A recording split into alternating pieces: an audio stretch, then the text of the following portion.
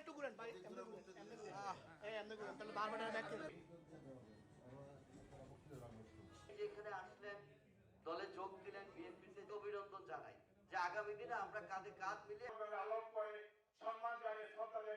আমার আজ এই বিএনপিতে যোগদান এবং আমার বংশের সমস্ত মুসলমানগণ তারা বলছে এখন থেকে তুমি বিএনপিতে যোগ দাও, ভবিষ্যতে আমার ইউনিয়নের যাতে ভালো কাজ হয় এবং পাশে আমার বংশের আরেক ঐতিহ্যবাহী আমারই পরম শ্রদ্ধ হযরত আলী ডালি সাহেব, উনিও রাজদাসরে আছেন, বর্তমান বিএনপির থানা বিএনপির সেক্রেটারি উনিও আছে, এবং তুমি যদি এই সাথে বিএনপিতে যোগ দাও তাহলে আমাদের ইউনিয়নটা অনেক সুন্দরভাবে উন্নয়ন করা যাবে।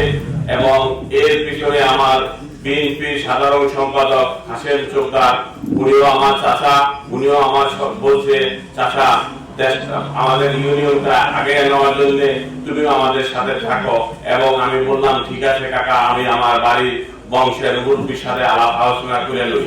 আমার বাড়ির বংশের মুরব্বী এবং তারা যদি অনুমতি না দেয় তাহলে আমি একলা বিএনপি করে কোনো লাভ নেই। বিগত আমি 21 সালে আওয়ামী লীগের যে কোনো কারণে আমাকে মানে একটা ট্রান্সফার দিয়ে আমার আইডেন্টিটি নিয়ে আমাকে আওয়ামী লীগ বানাইছে, কিন্তু তার বিদায় আমি বিগত দিনে বিএনপি ছিলাম, আমাদের পূর্বপুরুষ এবং আমাদের বংশের সবাই বিএনপি করছে। আমি আওয়ামী লীগ থেকে পদত্যাগ করে আমি বিএনপি বেগম খালেদা জিয়ার ঐতিহ্যকে টিকায় রাখার জন্য, তারেক জিয়ার অহংকারকে ধরে রাখার জন্য আমি বিএনপিতে যোগদান করেছি। আসসালামু আলাইকুম ওয়া রাহমাতুল্লাহ। আমাদের কাছে ভালো লেগেছে বিএনপি, কেন ভালো লেগেছে?